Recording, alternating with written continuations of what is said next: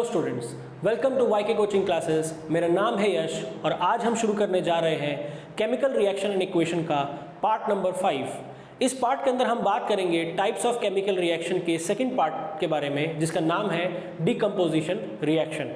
इससे पहले हम बात कर चुके हैं कॉम्बिनेशन रिएक्शन के बारे में, तो चलिए इस पार्ट को शुरू करते हैं। डिकम्पोजिशन रिएक्शन, जैसा कि आपको नाम सजेस्ट करता है, डिकम्पोज का मतलब होता है तोड़ना, राइट। तो कॉम्बिनेशन के अंदर हमने ये देखा था कि जब दो या दो से ज्यादा चीजें मिल करके आपको एक सिंगल प्रोडक्ट दे रही हैं तो उस रिएक्शन को हम कहते हैं कॉम्बिनेशन रिएक्शन। डिकम्पोजिशन बिल्कुल उसका उल्टा है। जब एक प्रोडक्ट टूट करके आपको दो या दो से ज्यादा एक रिएक्टेंट टूट करके आपको दो या दो से ज्यादा प्रोडक्ट देगा तो उसको हम कहते हैं डिकम्पोजिशन रिएक्शन। एग्जाम्पल के तौर पे हम यहां पे बात करते हैं, कैल्शियम कार्बोनेट को जब मैंने हीट करा तो ये आपको देगा calcium oxide plus carbon dioxide, like this, right. तो कैल्शियम कार्बोनेट को जब आपने हीट करा तो कैल्शियम ऑक्साइड और कैल्शियम कार्बोनेट दे रहा है, यानी कि एक रिएक्टेंट आपको टूट करके दो या दो से ज्यादा प्रोडक्ट देगा, तो उसको हम क्या कहते हैं, डिकम्पोजिशन रिएक्शन, राइट। अब यहां पर इस बात को समझना जरूरी है कि जब भी हमें डिकम्पोजिशन रिएक्शन करना है, यानी किसी चीज को तोड़ना है, तो हमें उसको तोड़ने के लिए कुछ अमाउंट ऑफ हीट या कुछ अमाउंट ऑफ एनर्जी देनी पड़ेगी, राइट। तो डिपेंडिंग ऑन कि आप किस टाइप के एनर्जी दे रहे हो, यहां पर आपको तीन टाइप के रिएक्शंस देखने को मिलेंगे। तो सबसे पहले हम बात करते हैं बाय हीटिंग, ठीक है। मतलब आप उसको हीट प्रोवाइड कर रहे हो और हीट की एनर्जी की वजह से वो टूट रहा है। तो एक रिएक्शन तो भी आपने देखा कि जब हम कैल्शियम कार्बोनेट को हीट करते हैं तो वो आपको कैल्शियम ऑक्साइड देता है और कार्बन डाइऑक्साइड देता है। इसके अलावा एक रिएक्शन आप ये देख सकते हैं कि फेरस सल्फेट को जब आप हीट करते हैं, जो आप सिंबल देख रहे हैं ये हीट का सिंबल होता है, इसे डेल्टा कहते हैं, बट ये हीट का सिंबल है यहाँ पर, राइट। तो फेरस सल्फेट को जब आप हीट करते हैं तो वो आपको फेरिक ऑक्साइड देता है, साथ साथ में आपको सल्फर डाइऑक्साइड और सल्फर ट्राइऑक्साइड मिलता है, राइट। अब इस रिएक्शन की इंपॉर्टेंस क्या है कि यहां पर ये जो रिएक्शन है, इसमें जो एक कंपाउंड आपको दिख रहा है ये ग्रीन क्रिस्टल का होता है, यानी कि इसके जो क्रिस्टल होते हैं ये ग्रीन कलर के होते हैं। जब इसको हीट करते हैं आप तो ये फेरिक ऑक्साइड देता है जो कि ब्राउन कलर का होता है, राइट। साथ साथ में आपको ये जो सल्फर डाइऑक्साइड और सल्फर ट्राइऑक्साइड मिल रही है, ये बर्निंग सल्फर स्मेल प्रोड्यूस करते हैं, बर्निंग सल्फर स्मेल, राइट। तो फेरस सल्फेट को जब आपने हीट करा तो वो फेरस सल्फेट फेरिक ऑक्साइड देगा जो कि ब्राउन कलर का है और साथ साथ में बर्निंग सल्फर स्मेल देगा, राइट। ये रिएक्शन इसीलिए इंपॉर्टेंट है क्योंकि क्या कहते हैं, क्वेश्चन पेपर के अंदर आपको डायरेक्ट क्वेश्चन नहीं पूछा जाएगा, आपसे घुमा कर क्वेश्चन पूछा जाएगा। आपसे ऐसे इस तरीके से पूछेगा कि ग्रीन कलर का क्रिस्टल जब उसको हीट करा गया तो उसने ब्राउन कलर कंपाउंड दिया और बर्निंग सल्फर स्मेल दी। तो ऐसा कौन सा रिएक्शन है जो इसके साथ में जा रहा है, इस इक्वेशन के साथ में, तो वो होगा ferrous sulphate on heating will give you ferric oxide and sulfur dioxide plus sulfur trioxide। तो यहां पर भी आप देख सकते हैं एक रिएक्टेंट क्या कहते हैं, डिकम्पोज हो रहा है और साथ साथ में आपको क्या दे रहा है, तीन अलग अलग प्रोडक्ट्स दे रहा है। इसी के जैसा एक और रिएक्शन है lead nitrate on heating gives lead oxide plus nitrogen dioxide plus oxygen, right. मैं इसको बैलेंस कर देता हूं यहां पर। तो जब लेड नाइट्रेट है ये कलरलेस होता है, दिस इज कलरलेस। तो जब लेड नाइट्रेट डिकम्पोज होगा, यानी कि बाय हीटिंग इसको करेंगे, हम हीट करेंगे, तो ये आपको येलो कंपाउंड देगा, साथ साथ में ये आपको brown fumes of nitrogen dioxide देगा, ब्राउन फ्यूम्स। तो ये रिएक्शन में क्वेश्चन इस तरीके से पूछा जाता है कई बार कि कलरलेस कंपाउंड को आपने हीट करा, वो आपको एक येलो कंपाउंड दे रहा है, साथ साथ में आपको ब्राउन फ्यूम्स दे रहा है, तो ये रिएक्शन क्या होगा, उसके अंदर प्रोडक्ट बताइए, रिएक्टेंट बताइए। तो उसके अंदर रिएक्टेंट क्या होगा, लेड नाइट्रेट, और प्रोडक्ट क्या बन रहा है, lead oxide, nitrogen dioxide and oxygen, right. तो ये क्या कहते हैं, रिएक्शंस थे जो हीटिंग के ऊपर बेस्ड थे, मतलब अगर आप हीट कर रहे हैं तो वो डिकम्पोज होंगे, राइट। कुछ रिएक्शन ऐसे होते हैं जिसमें हम हीटिंग ना करके इलेक्ट्रिसिटी की मदद से इलेक्ट्रिसिटी की मदद से डिकम्पोज कर देते हैं। देखिए सीधी बात है कि अगर आपको डिकम्पोज करना है तो आपको कुछ ना कुछ अमाउंट ऑफ एनर्जी तो देनी ही पड़ेगी। किसी भी चीज़ को तोड़ने के लिए आपको एनर्जी तो देनी पड़ती है।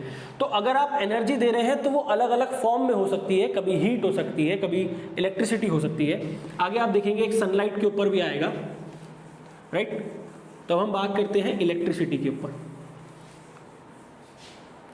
तो जब भी आप किसी रिएक्टेंट को, किसी कंपाउंड को या केमिकल सब्सटेंस को इलेक्ट्रिसिटी की मदद से तोड़ते हैं, डिकम्पोज करते हैं, तो उस प्रोसेस को हम कहते हैं electrolysis. So what do you mean by electrolysis? A process in which a chemical substance is broken into 2 or more substances with the help of electricity, with the help of electricity। तो यहां पर होगा क्या, मैं आपको बता देता हूं। वाटर को जब आप इलेक्ट्रिसिटी दोगे, वाटर को जब आप इलेक्ट्रिसिटी दोगे तो वो आपको हाइड्रोजन और ऑक्सीजन देगा, राइट। तो होगा क्या, यहां पर हम इसको एक एक्टिविटी समझ लेते हैं। मान के चलिए कि आपके पास में एक बीकर है, इस तरीके से आपके पास में एक बीकर है और इस बीकर के अंदर आपने 2 इलेक्ट्रोड्स फंसा दिए इस तरीके से। इलेक्ट्रोड्स और कुछ नहीं, ग्रेफाइट होता है। अब इसको आपने क्या करा, इसके ऊपर एक टेस्ट ट्यूब लगा दी इस तरीके से, और यहाँ पर भी आपने एक टेस्ट ट्यूब लगा दी इस तरीके से। अब यहाँ पर मान लीजिए पूरे उसमें वाटर फिल्ड अप है, प्योर वाटर H2O, ठीक है। अब प्योर वाटर जो होता है वो इतना अच्छा कंडक्टिंग नेचर का नहीं होता है, राइट। तो उसको कंडक्टिंग बनाने के लिए हम इसमें कुछ पार्ट ऑफ HCl भी मिला देते हैं। HCl क्या करता है, HCl आयंस बनाता है। आयंस बनाने की वजह से वो इस वाटर को कंडक्टिंग बना देता है। तो यहाँ पर वाटर है प्लस बहुत स्मॉल अमाउंट ऑफ HCl मौजूद है। तो आपसे ये भी पूछा जा सकता है why small amount of HCl is added into electrolysis of water. तो आप लिख देंगे कि it is added to make the water conducting. Okay, now अब मैंने यहाँ पर एक बैटरी लगा रखी है। तो बैटरी जो है वो एक पॉजिटिव एंड से कनेक्टेड है एक इलेक्ट्रोड और एक नेगेटिव एंड से कनेक्टेड है। जैसे ही मैं इस की को ऑन करूंगा तो करंट फ्लो करेगा, और जब करंट इसके अंदर फ्लो करेगा, इलेक्ट्रिसिटी पानी के अंदर फ्लो करेगी, तो वो उसको स्प्लिट कर देगी हाइड्रोजन और ऑक्सीजन के अंदर। अब यहाँ पर ध्यान दीजिएगा कि जो इलेक्ट्रोड पॉजिटिव से कनेक्टेड है, ध्यान दीजिएगा, जो इलेक्ट्रोड पॉजिटिव से कनेक्टेड है उसे हम कहते हैं एनोड, पॉजिटिव से कनेक्टेड वाला।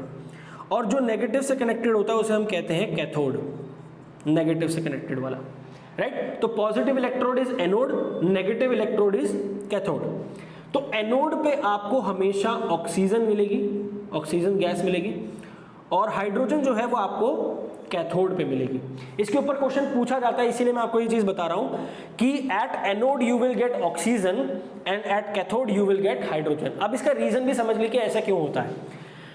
होता यह है कि जो ऑक्सीजन है वो O2 नेगेटिव आयन बनाता है, और क्योंकि ये नेगेटिव चार्ज है तो नेगेटिव हमेशा किस तरफ अट्रैक्ट होता है, पॉजिटिव की तरफ। तो इसीलिए ये आपको पॉजिटिव इलेक्ट्रोड पे मिलता है, क्योंकि इसके आयंस पॉजिटिव इलेक्ट्रोड पे अट्रैक्ट होते हैं। सिमिलरली हाइड्रोजन जो है वो बनाता है H+ आयंस। तो H+ आयंस जो होते हैं वो किस तरफ अट्रैक्ट होते हैं, कैथोड की तरफ अट्रैक्ट होते हैं, कि नेगेटिव इलेक्ट्रोड है। पॉजिटिव आयन बनाएगा तो वो नेगेटिव की तरफ अट्रैक्ट होगा। तो इसीलिए आपको कैथोड पे क्या मिलता है, हाइड्रोजन मिलता है। ये एक टाइप का क्वेश्चन इससे बनता है। दूसरे टाइप का क्वेश्चन आपसे क्या बोलेंगे, हो सकता है वो आपसे ये पूछे कि why the amount of gas obtained at cathode, ये जो हाइड्रोजन गैस आपको मिल रही है ये ज्यादा मिलती है एज कंपेयर टू ऑक्सीजन। उसका रीजन क्या है, देखिए समझिएगा बात को। अगर आप वाटर मॉलिक्यूल को ध्यान से देखें तो वाटर मॉलिक्यूल के अंदर कितने एटम ऑफ हाइड्रोजन है, 2 एटम है, और ऑक्सीजन का कितना एटम है, सिर्फ 1 एटम है। तो यहां पर बात को समझना क्या है कि जब आप एक मॉलिक्यूल को भी स्प्लिट करेंगे तो हाइड्रोजन जो है वो दुगना मिलेगा आपको एज कंपेयर टू ऑक्सीजन। तो इसीलिए जब वाटर स्प्लिट होता है तो जो हाइड्रोजन मिल रही है वो ज्यादा क्यों मिल रही है, because the hydrogen available in the one molecule of water is more than oxygen, right. एक मॉलिक्यूल ऑफ वाटर के अंदर जितनी हाइड्रोजन है वो ऑक्सीजन से ज्यादा है, इसीलिए जब वो स्प्लिट होते हैं तो जो आपको हाइड्रोजन मिलती है वो ज्यादा मिलती है एज कंपेयर टू ऑक्सीजन, लगभग दुगनी मिलेगी। यहाँ पर hydrogen obtain will be twice as compare to oxygen, क्योंकि वाटर मॉलिक्यूल में दुगनी होती है। तो ये थी इलेक्ट्रिसिटी के ऊपर बेस्ड। ऐसा देखिए सिर्फ जरूरी नहीं है वाटर के साथ में ही हो, आप सोडियम क्लोराइड के लिए भी कर सकते हैं। सोडियम क्लोराइड मोल्टन फॉर्म में लीजिए,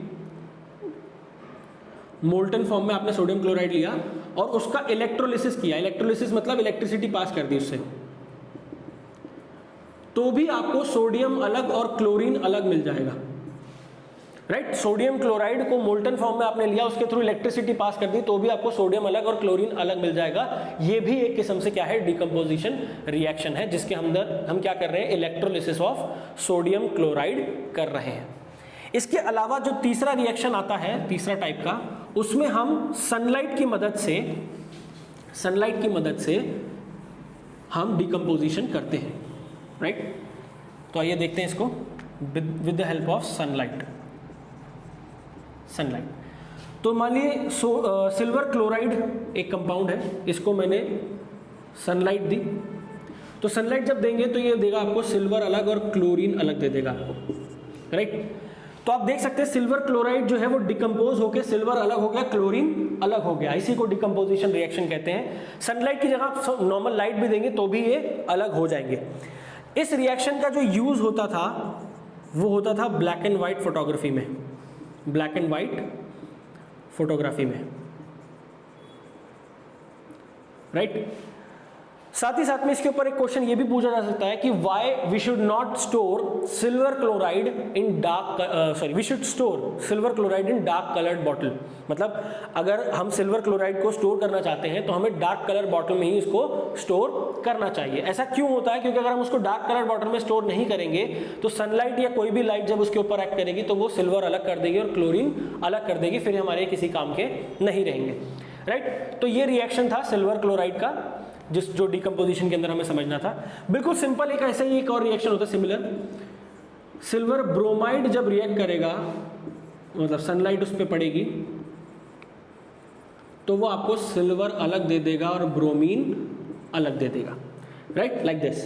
बिल्कुल सिमिलर रिएक्शन है, जैसा सिल्वर क्लोराइड था वैसे ही सिल्वर ब्रोमाइड का भी रिएक्शन है। ये रिएक्शन भी व्हाइट वॉशिंग से ब्लैक एंड व्हाइट फोटोग्राफी के अंदर इस्तेमाल किया जाता है, राइट।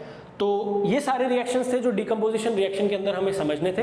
नेक्स्ट पार्ट के अंदर हम समझेंगे displacement and double displacement reaction के बारे में। तो आज के लिए इतना ही, थैंक यू सो मच।